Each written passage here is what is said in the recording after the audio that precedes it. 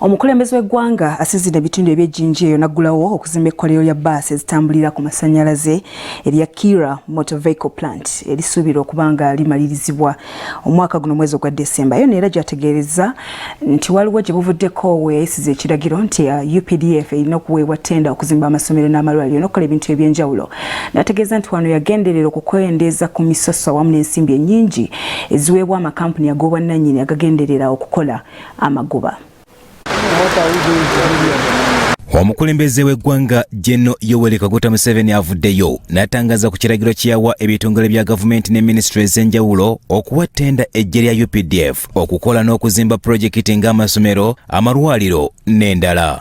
Gye buvuddeko ekiwandiiko ekyafuluma nga kiriko omukono gwa pulezidenti nga kiragira UPDF okuweebwa ttenda ekyaleetawo okubagana empawa mu bantu ab'enjawulo. Museveni asinzidde Kagoogwa mu disitulikiti y'Ejjinja mu kutema evvuunike ery'okuzimba ekkolero lya bbaasi ey'amasannyalaze eya Kira Motors Vehicle Plant n'ategeeza nti okuwa ttenda ekitongole ky'amagye ekizimbi yakikozesa okukendeeza emisoso emingi n'ensimbi eziwerako eziweebwa amakampuni ag'enjawulo naddala g'obwannannyini agatunuulira okusinga okukola amagoba.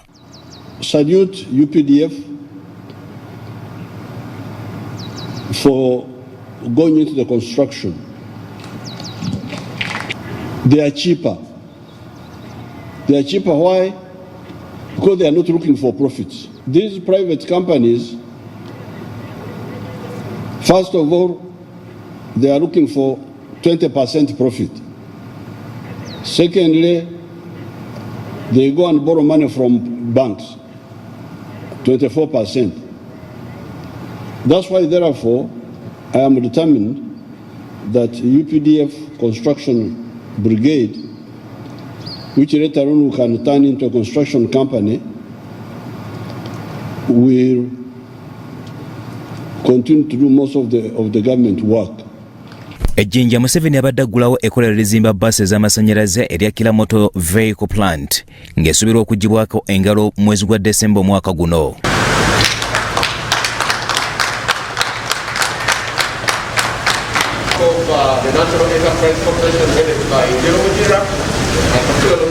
Asinzidde ono n'ategeeza nga baweze bbaasi okuddamu okuyingira kuno okuyungibwa. No more importing of wholly built vehicles. No more assembly. Bagiyungire wano. Uruni welimba nti nkoze bbaasi. No, you are just kayungirizi wa bbaasi ekoleddwa bweru. Aweze nga bwagenda okwambalira abaka ba Parliament singa banagezaako okuwakanya ekiragiro kyakoze. Mukkirize tusasule basayintisi bano bulungi.